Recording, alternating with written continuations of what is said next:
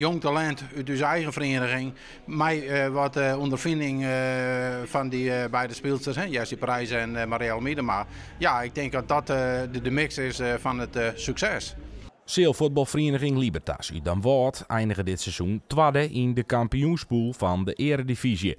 Vreetioen waard in de play-offs van het Nederlands kampioenschap gelijk spelen tegen ZVG Kagemax uit Gorinchem. Dat wie net genoeg om de finale te bereiken nadat vorige week met 2 verlen waard van dezelfde tegenstander. Doch is er vooral grutskens bij de ploeg die nog maar 3 hier op het hoogste niveau meespeelt. Nee, we hadden natuurlijk wat nieuwe voetballers erbij gekregen. Met Marielle en met Jessie wat meer ervaring. Maar ja, zelf heb ik een heel seizoen nou mij draaien in de Eredivisie. Dus we weten een beetje wat het niveau is, hoe het zin van het voetballen.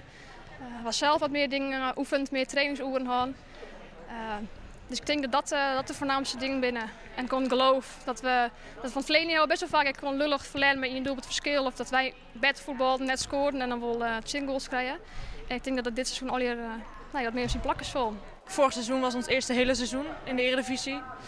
En dat is gewoon een leerproces als team. Je hebt nog niet zoveel wedstrijden op dit niveau gespeeld. Je moet de tactieken nog leren, de looplijnen. Het is een heel ander spelletje dan gewoon veld. Van Libertas zit het zeelvoetbalseizoen er nou op. Onjaaier en secretaris Jouke Dantuma is alweer drukdwaande met takom seizoen. Nevens hem had de mix van talent en routine optimaal wezen. Werd een soort oud-Eredivisie veldspielsters instremen bij Oren zeelvoetbalploegen, hebben Dantuma en co. de boel bij de opstart ompakt. En letter pas de helft van routine binnenhellen. Maar een prutte talentvolle speelsters, ik op veld, maar die krijgt die top net hellen. En daar ben we mij specifiek op trainen gaan. Want het is trainbaar, hele soort. Natuurlijk moet je talent hebben. Dan prutte orenploegen, dat wordt net volle traind in de zaal. We trainen 2 keer. Goede trainers altijd voor het team te staan.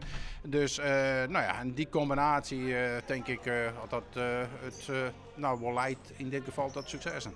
Voor takom seizoen lezen er van Libertas echt wel uitdagings. Ons ze ervan uitgaan dat 2 routiniers ermee ophouden. Maar de ambitie, die bloot. Hoe zeggen ze dat netjes? De bal is rond. Maar we hebben als doel als vereniging om structureel bij de eerste 4 te spelen.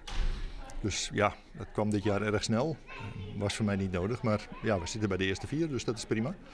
Maar we willen structureel bij de eerste 4. Dus we willen met jonge spelers, we willen blijven doorgroeien, blijven wisselen, blijven doorselecteren.